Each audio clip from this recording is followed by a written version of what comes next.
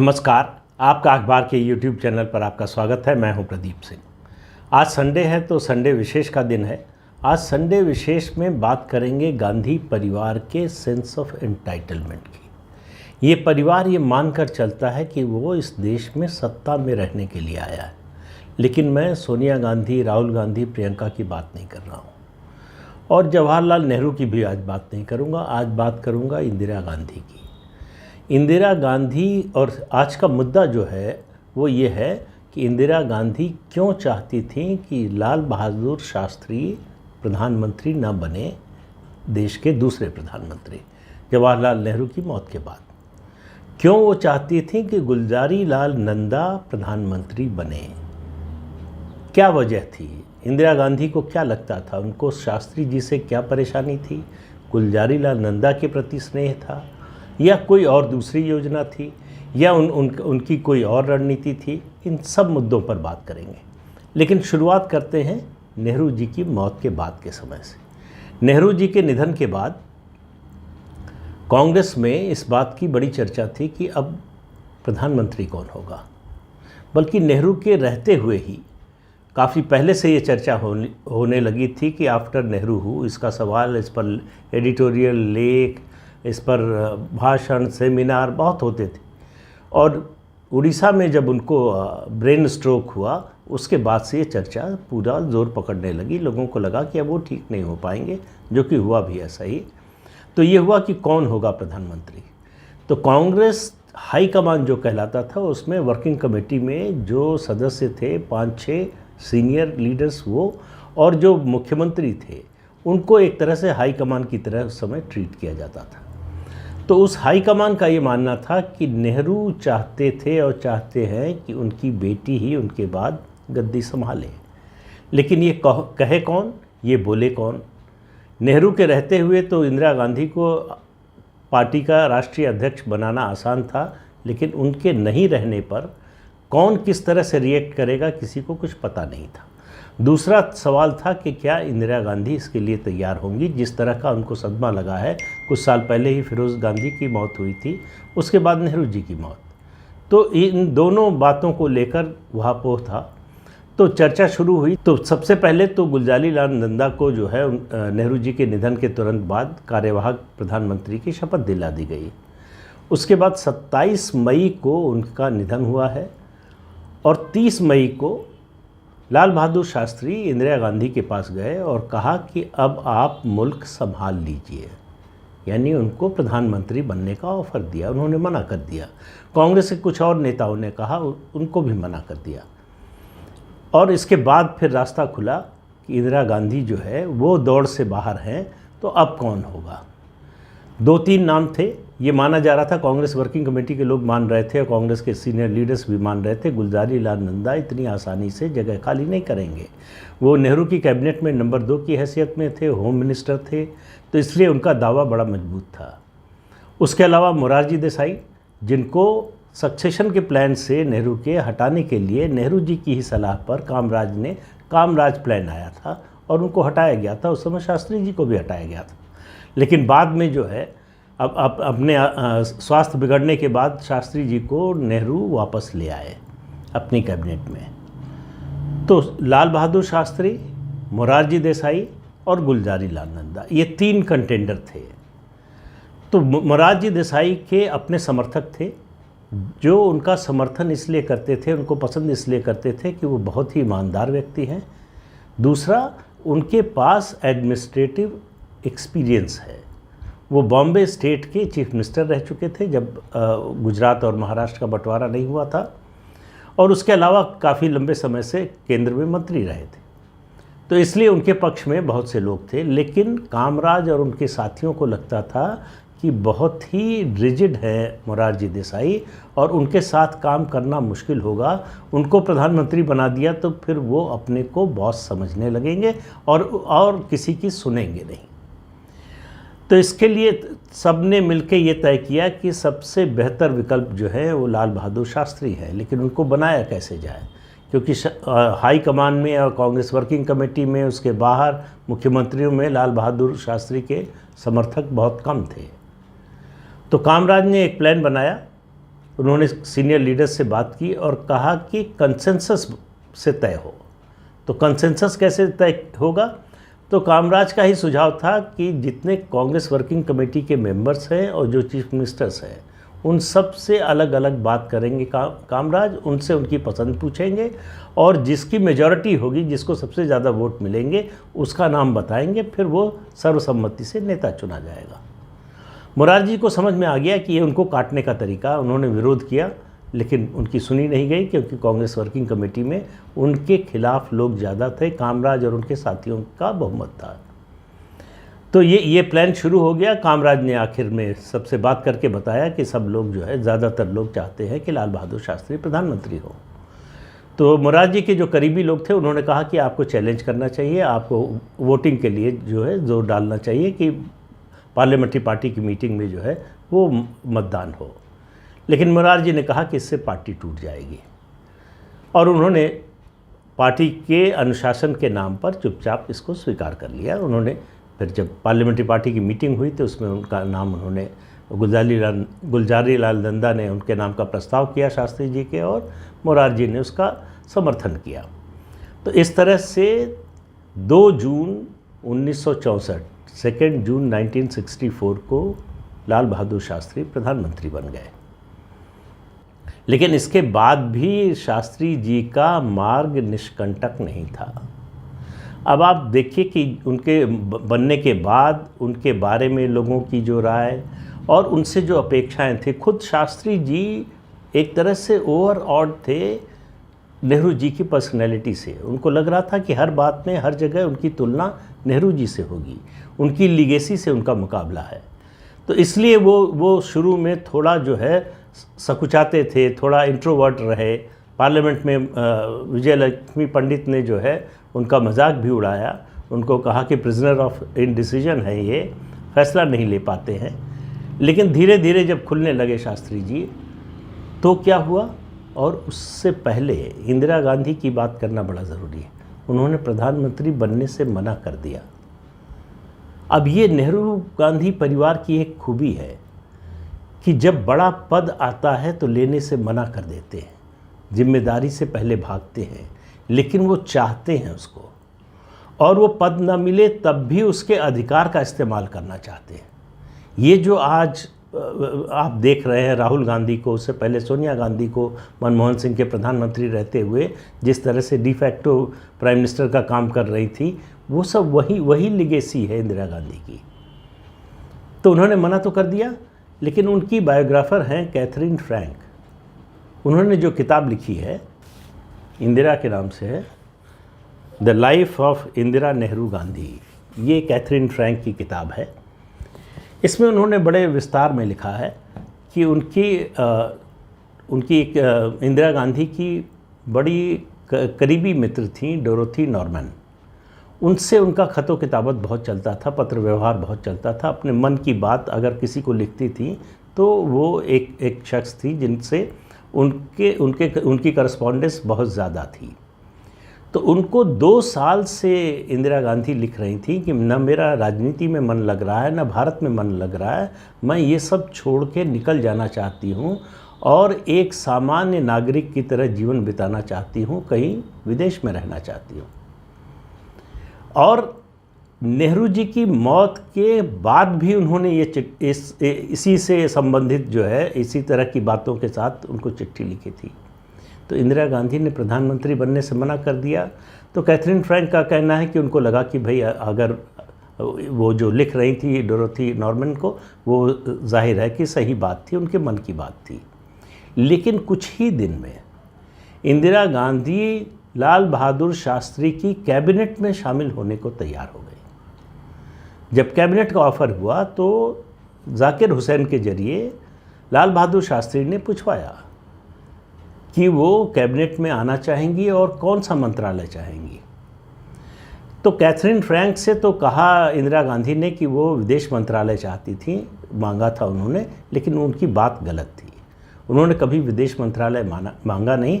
उन्होंने information and broadcasting ministry मांगी, सूचना और प्रसारण मंत्रालय, कि मुझे अपनी इमेज बिल्डिंग करनी है। और मैं देश में ही रहना चाहती हूँ, मैं अपने पिता के काम को आगे बढ़ाना चाहती हूँ, ये सब बातें करके, और मैं जिस दुख से इस समय गुज़र रही हूँ उसमें बाहर जाना संभव नहीं है, ये सब उन्होंने कहा। लेकिन शास्त्री जी ने सरदार स्वर्ण सिंह को विदेश मंत्री बनाया और उन्हीं को बनाना चाहते थे, और पूरी कैबिनेट में अगर उनके सबसे विश्वस्त कोई था तो वो सरदार स्वर्ण सिंह थे। बाकी नेहरू जी के समय के मंत्री थे जिनको शास्त्री जी फ़िलहाल हटाना नहीं चाहते थे। उनमें सबसे ऊपर निशाने पर उनके जो है वो टीटी कृष्णमाचारी थे, जिनको ताशकंद जाने से पहले उन्होंने उनका इस्तीफ़ा लिया और मंजूर कर लिया। इस्तीफ़ा जब राष्ट्रपति के पास भेजा तो डॉक्टर राधाकृष्णन राष्ट्रपति थे, उन्होंने कहा कि इस अभी रोक लीजिए, लौट कर आइए ताशकंद से, तब इसको मंजूर कीजिएगा। शास्त्री जी ने मना कर दिया, टीटी कृष्णमाचारी को हटा दिया। अब आप देखिए, इंदिरा गांधी कैबिनेट मिनिस्टर बन गई शास्त्री जी के मंत्रिमंडल में, तो उनकी हायरार्की जो तय की गई वो चौथे नंबर की। प्रधानमंत्री के बाद गुलजारी लाल नंदा होम मिनिस्टर, उसके बाद टीटी कृष्णमाचारी वित्त मंत्री, फिर इंदिरा गांधी। लेकिन इंदिरा गांधी को ये हैसियत मंजूर नहीं थी। अब ये कैथरीन फ्रैंक लिखती हैं कि उनको समझ में नहीं आया कि उन्होंने जब प्रधानमंत्री बनने से मना कर दिया, जब वो ये सब छोड़कर चली जाना चाहती थी, जब वो राजनीति में नहीं रहना चाहती थी, फिर उन्होंने कैबिनेट मिनिस्टर बनना क्यों स्वीकार कर लिया लाल बहादुर शास्त्री के मंत्रिमंडल में, जबकि वो लाल बहादुर शास्त्री को बिल्कुल पसंद नहीं करती थी। तो ये बात उनको समझ में नहीं आई। तो उन्होंने अपने से जो निष्कर्ष निकाला, वो निष्कर्ष ये निकाला उन्होंने कि उसकी वजह ये थी कि तीन मूर्ति चूँकि तय हो गया कि ये राष्ट्रीय संग्रहालय बन जाएगा, नेहरू मेमोरियल लाइब्रेरी और बनेगी यहाँ, तो उनके पास रहने के लिए दिल्ली में कोई जगह नहीं थी और उनके पास आमदनी का कोई जरिया नहीं था। नेहरू जी की किताबों की रॉयल्टी आती थी, लेकिन वो भी कभी कुछ कम कभी ज़्यादा, मतलब वो रेगुलर इनकम थी नहीं। तो उनको रेगुलर इनकम की ज़रूरत थी और रहने के लिए एक छत की ज़रूरत थी, इसलिए कैबिनेट मिनिस्टर बन गई।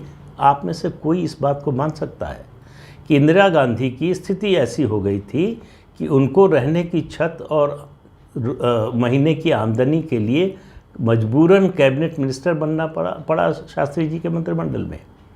तो ये कैथरीन फ्रैंक तो मान सकती हैं, भारत का कोई नागरिक मुझे नहीं लगता कि इस बात को स्वीकार कर सकता है। खैर, जो भी हो कारण, ये कभी इंदिरा गांधी ने इसके बारे में खुलकर किसी को बताया नहीं कि उन्होंने ऐसा क्यों किया। कैबिनेट मिनिस्टर बन गई तो उनको एक सफदरजंग का घर अलॉट हुआ। अब आप देखिए नियति का खेल कि उसमें वो करीब 20 साल रही। बीच के जो 2.5-3 साल जनता पार्टी सरकार के थे उनको छोड़ दीजिए, तो 20 साल तक रही। वहीं उन्होंने अंतिम सांस ली, मतलब उन पर हमला वहीं हुआ और उसी मकान में रही। वो उस मकान को छोड़कर उन्होंने कभी और कहीं जाने की कोशिश नहीं की। तो उनको रहने की छत मिल गई और कैबिनेट मिनिस्टर के रूप में तनख्वाह मिलने लगी, तो रेगुलर इनकम मिल गई कैथरीन फ्रैंक के मुताबिक। इसके लिए इंदिरा गांधी, नेहरू की बेटी, इसके लिए जो है मंत्री बनना उन्होंने मजबूरी में स्वीकार कर लिया। तो आप भी मान लीजिए थोड़ी देर के लिए। अब आप देखिए कि जो शख्स राजनीति में नहीं रहना चाहता, जो शख्स भारत से कहीं दूर चला जाना चाहता है, उसके मन में इतने द्वंद्व चल रहे हों, अकेले में रहना चाहता है, एकांत चाहता है, वो मजबूरी में कैबिनेट मिनिस्टर बन जाता है। और उसके बाद उनकी पहली नाराज़गी शास्त्री जी से क्या हुई? पहले की नापसंदगी तो बाद की बात है।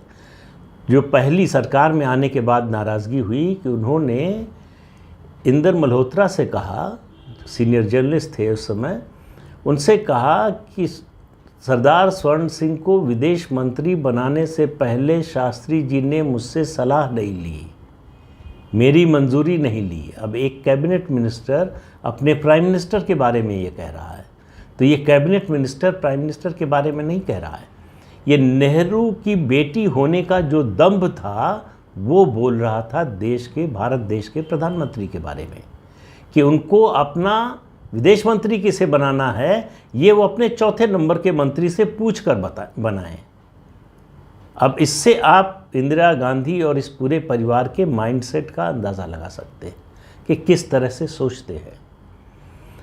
अब उसके खुन्नस में, उसकी नाराज़गी में इंदिरा गांधी ने विदेशों का दौरा शुरू कर दिया प्रधानमंत्री की मंजूरी के बिना। वो यूएस गई, वो सोवियत संघ गई, वो बुल्गारिया गई, वो कनाडा गई, वो बर्मा गई, यूगोस्लाविया गई, बुल्गारिया गई, और इन सब यात्राओं में उन्होंने वहाँ के प्रधानमंत्री या राष्ट्रपति ऐसे लोगों से मुलाकात की, भारत की विदेश नीति के बारे में बात की। अब प्रधानमंत्री की असहजता का अंदाज़ा लगा लीजिए। और ये सब लाल बहादुर शास्त्री इसलिए बर्दाश्त करते रहे कि इंदिरा गांधी नेहरू जी की बेटी है। नेहरू के लिए जो सम्मान था लोगों के मन में, भारत के लोगों में, उसकी जो प्रेम था, उसकी वो उन्हें चुप रखे हुए था।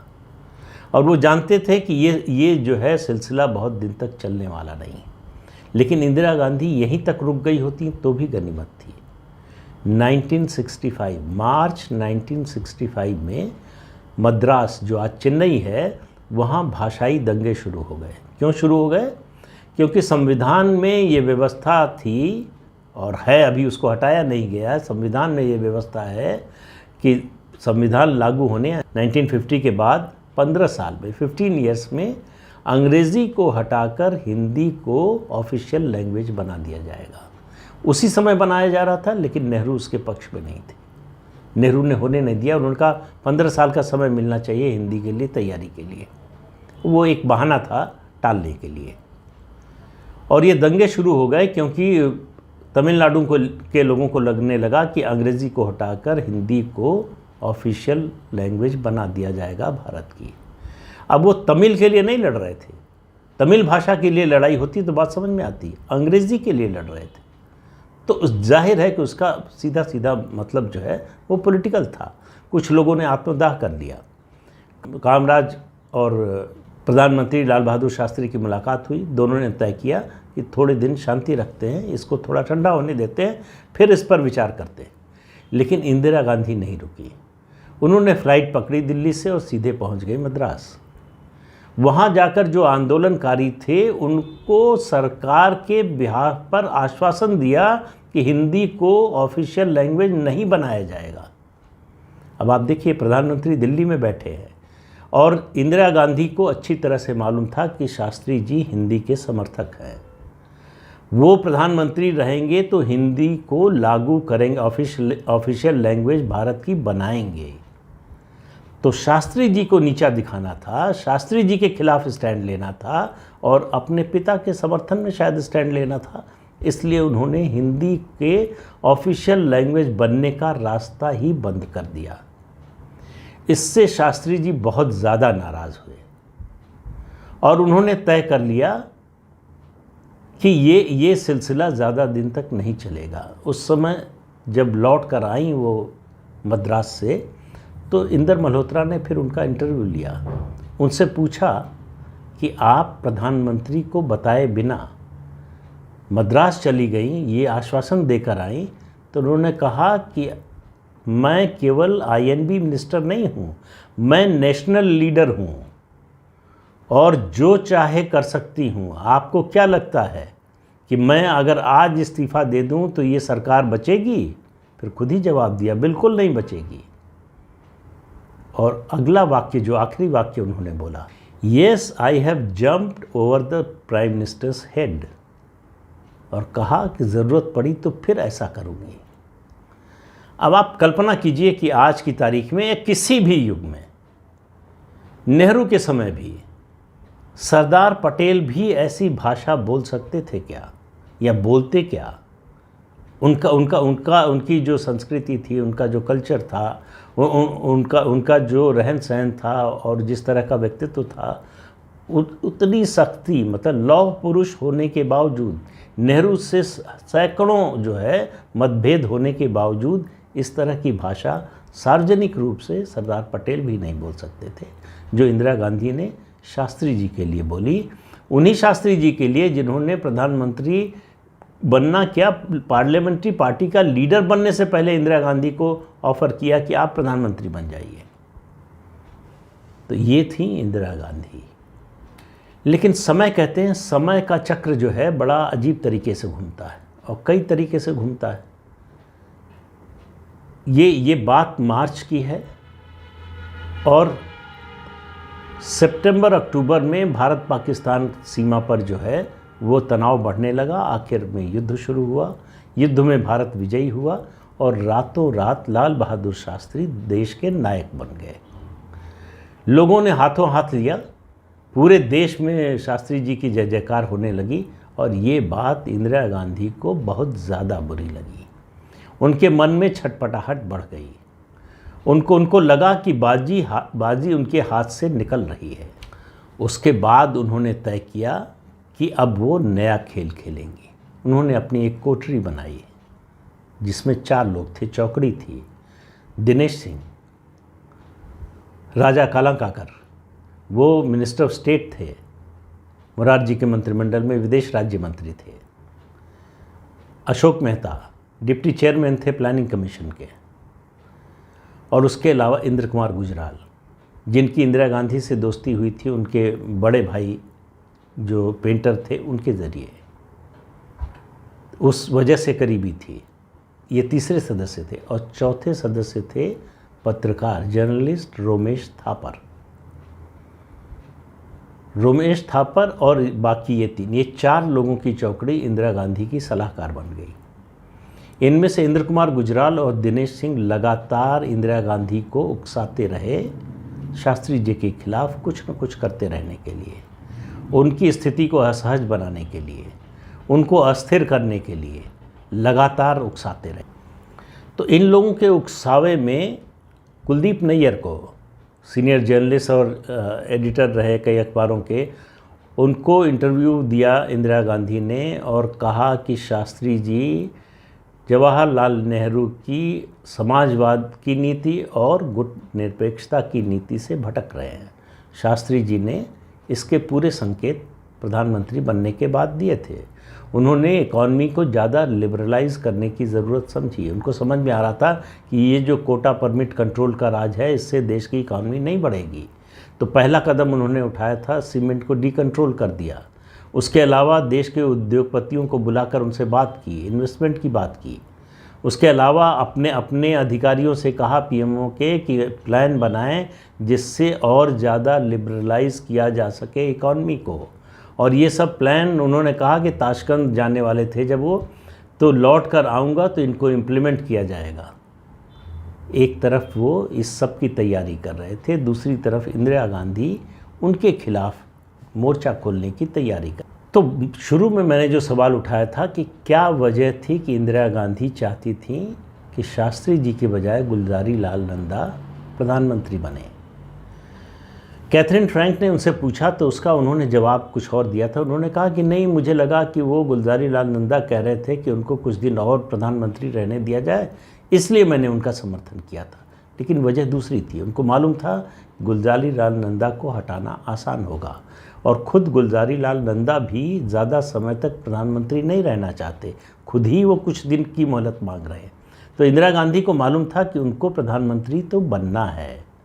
वो भले ही कहती रहें, ऊपर से लोगों को कहती रहें कि उनका राजनीति में मन नहीं है और उनकी कोई राजनीतिक महत्व, ये बार बार वो कहती रही हैं। शास्त्री जी के खिलाफ अभियान चलाने, ये मद्रास जाने, विदेश जाने, इन सब कामों के बावजूद वो बराबर कहती रहीं कि उनकी कोई राजनीतिक महत्वाकांक्षा नहीं है, और ये सब करती रही। तो उनको लगा कि लाल बहादुर शास्त्री को हटाना उनके लिए ज़्यादा कठिन होगा। लाल बहादुर शास्त्री एक आम आदमी के रूप में उठकर यहाँ तक पहुँचे थे। वो गरीबी को समझते थे, वो गरीब को समझते थे। लोगों के मन में उनके प्रति एक आदर का भाव था देश के लोगों में। और इंदिरा गांधी मानती थी कि अगर लाल बहादुर शास्त्री ज़्यादा समय तक प्रधानमंत्री रह गए तो उनको हटाकर उनका प्रधानमंत्री बनना बहुत कठिन हो जाएगा।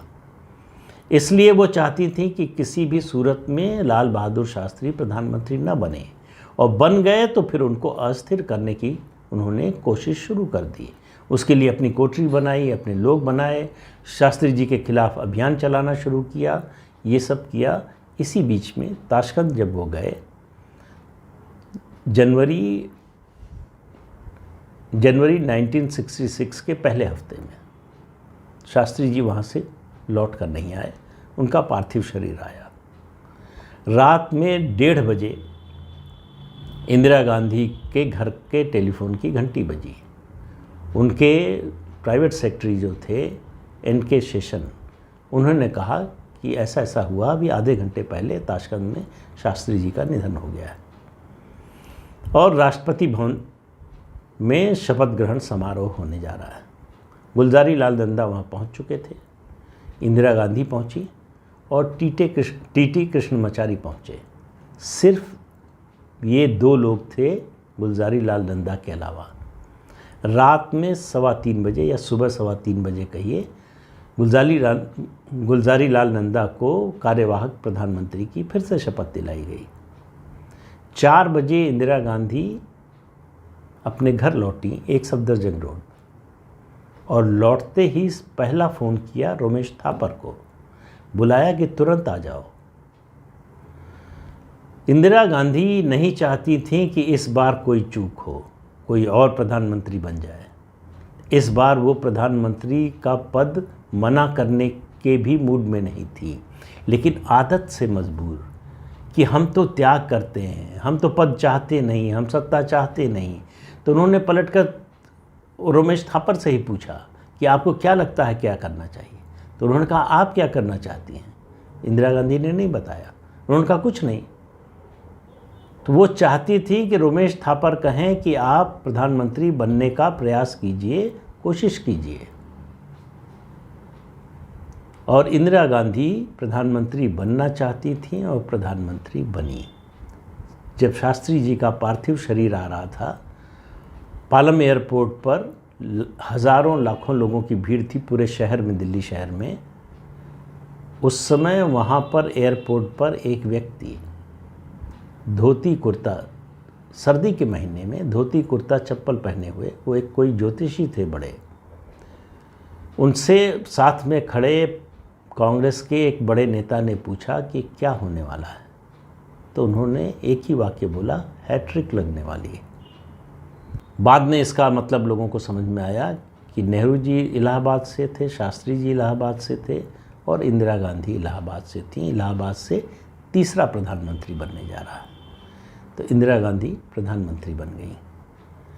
लेकिन परिवार का जो ये एंटाइटलमेंट का जो स्वभाव है, वो कैथरीन फ्रैंक ने भी लिखा है कि उन्होंने बहुत कोशिश की समझने की ये कि आखिर हो क्या रहा है। इंदिरा गांधी बोलती कुछ है, चिट्ठी अपनी सहेली को कुछ लिखती हैं, करती कुछ है। तो उन्होंने आखिर में लिखा कि दरअसल इंदिरा गांधी को बचपन से ही लाइमलाइट में रहने की आदत हो गई थी, वो उनके स्वभाव का अंग बन गया था। तो वो बिना इस लाइमलाइट के रह नहीं सकती थी, उसके लिए पावर चाहिए। और पावर जो है वो प्रधानमंत्री बने बिना आ नहीं सकती थी, उससे छोटा पद उनके लिए ठीक नहीं था। तो इसलिए जो है उन्होंने पहले कदम के रूप में शास्त्री जी के मंत्रिमंडल में कैबिनेट मिनिस्टर बनना मंजूर किया। ये है कहानी इंदिरा गांधी और लाल बहादुर शास्त्री की। दोनों की पर्सनैलिटी का अंतर देखिए। दोनों अगर शास्त्री जी प्रधानमंत्री रहे होते कुछ और समय तक, तो देश किस दिशा में जाता, इसकी हम आप आज सिर्फ कल्पना कर सकते हैं। तो आज के अंक में इतना ही। अगले अंक में फिर मिलेंगे किसी नए मुद्दे के साथ। तब तक के लिए इजाज़त दीजिए। आपसे अनुरोध है कि ये चैनल देखिए, शेयर कीजिए, लाइक कीजिए और सब्सक्राइब ज़रूर कीजिए। नमस्कार।